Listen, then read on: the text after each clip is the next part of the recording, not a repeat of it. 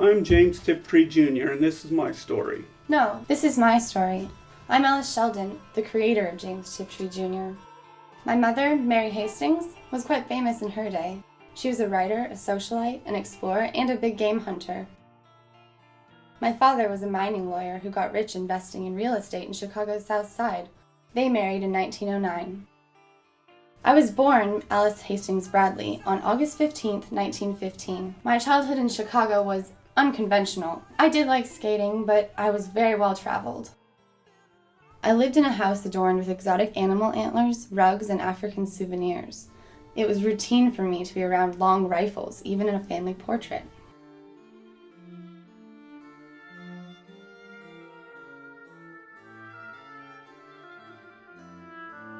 In 1921, Alice went to Africa on safari with her parents. And this wasn't some Nairobian arranged safari in the British East. No, this was a part of Africa that was explored only 35 years earlier. Taking a child was risky and challenging. Alice was the object of fascination to the natives. She was, in many cases, the only white child the natives would ever see. It was hard on her.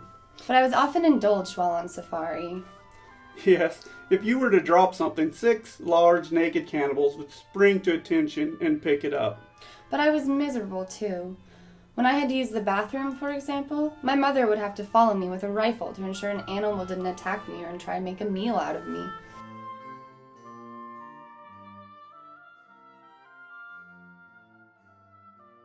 My debutante years were a confusing time for me. I was considered beautiful, yet I felt completely out of place.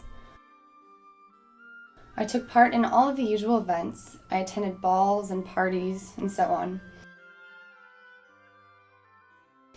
I met my first husband, William Davey, who became a famous writer in his own right.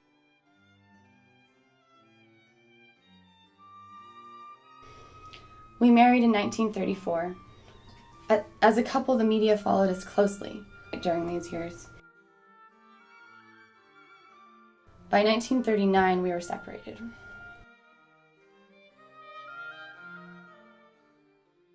The 1940s were a time of change for Alice. She and William divorced in 1941. In 1942, Alice took flight lessons. In hopes of becoming a pilot for the war effort, but my eyesight wasn't good enough. She joined the Air Force and worked in the Air Force's Photo Intelligence Group. In the Army, I felt I was free among women for the first time. In 1945, Alice married Huntington D. Sheldon. In 1946, at the close of the war, I was discharged from the military. Huntington, who I called Ting, and I returned to Chicago and started a business. I did some writing, and in 1952, Huntington and I were invited to join the CIA. A byline that would serve me quite well. I resigned in 1955, though, to return to school. As the 50s drew to a close, Alice was already expressing herself in other ways outside of writing. I enjoyed painting. This painting I signed as Alice Hastings. I submitted it to the Corcoran Gallery in Washington, D.C., where it was rejected, but 2 years earlier they accepted a nude self-portrait. Imagine that. The Negro at Billiards, Which is now lost. has the face of controversial abolitionist Thaddeus Stevens. Some paintings are more casual than others. Then again, there is this one, a particularly dark, Tiptree-esque painting. I favor it.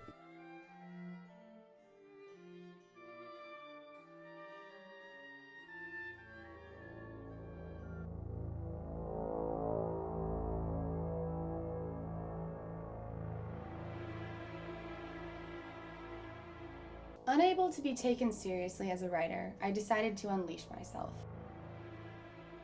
That's where I come in. I'm the dark, enigmatic, reclusive writer that took the science fiction world by storm.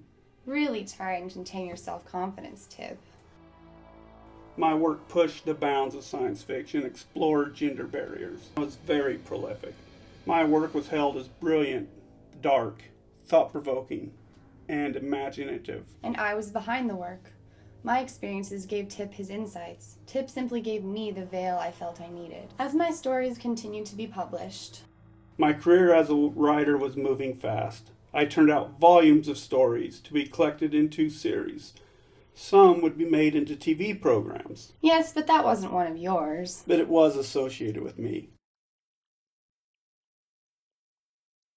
I even reached out to some of the leading science fiction writers of the day. Again, that was me, Tip, and they would stand by me during a rough time. My dear friends Joanna and Ursula were so kind and helpful to me.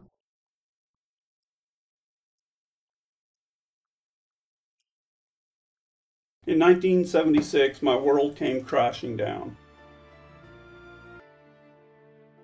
I announced that my mother had passed away. Jeff wrote me and said that my announcement was a road trip to my identity. While others, like Harlan, figured out my true gender, my identity was safe. Soon that would all be revealed. I was scared, worried. I felt my world was crashing. I wrote my friends before my secret was made public. Ursula was among the first I told about my true identity. I want you alone to know first from me because of our special relations. I write this feeling a great and true friendship is wavering in the balance, about to slide away forever to the dark. I wasn't prepared for the response that I got from Ursula.